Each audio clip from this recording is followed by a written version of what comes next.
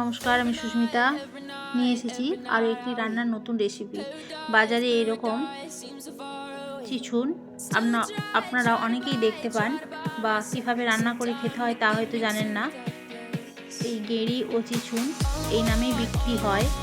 আপনারা কে কী নামে জানেন আমি জানি না। প্রথমে এটা ভেজে নিয়ে আমি নামিয়ে নেব। এভাবেই নেড়ে চেড়ে হালকা ভেজে নেব। তারপর কড়াইতে তেল দিয়ে দিলাম তেজপাতা, তারপর দিয়ে দেব কাঁচা লঙ্কা ও কুচনো পেঁয়াজ। ভালোভাবে ভেজে নেব। ভেজে নেওয়ার পরে আদা ও রসুন পেস্ট একসঙ্গে দিয়ে দেব। আরও কিছুক্ষণ আমি ভেজে নিচ্ছি মশলাটি। দিয়ে দিলাম কেটে রাখা টমেটো,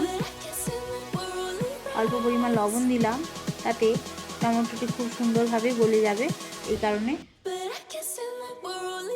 আরও একটু ভেজে নেওয়ার পর দিয়ে দেব ধনেপাতা কুচি।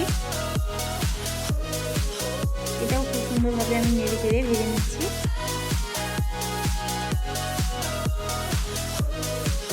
দিয়ে দিলাম হলুদ গুঁড়ো, লঙ্কা গুঁড়ো।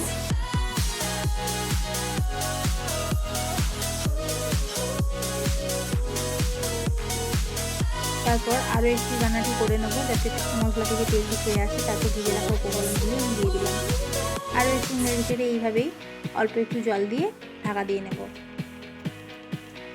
বন্ধুরা, চ্যানেলটি যদি ভালো লেগে থাকে সাবস্ক্রাইব করে অবশ্যই আমার পাশে থাকবেন।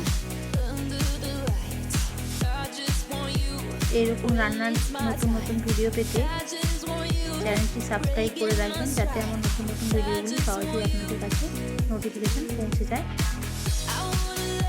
দেখুন, এইভাবে রান্নাটি আমি রেডি করে ফেললাম। এটি গরম ভাতের সঙ্গে খেতে খুব সুন্দর লাগে। ফিরে আসছি আরও একটি নতুন রেসিপি নিয়ে।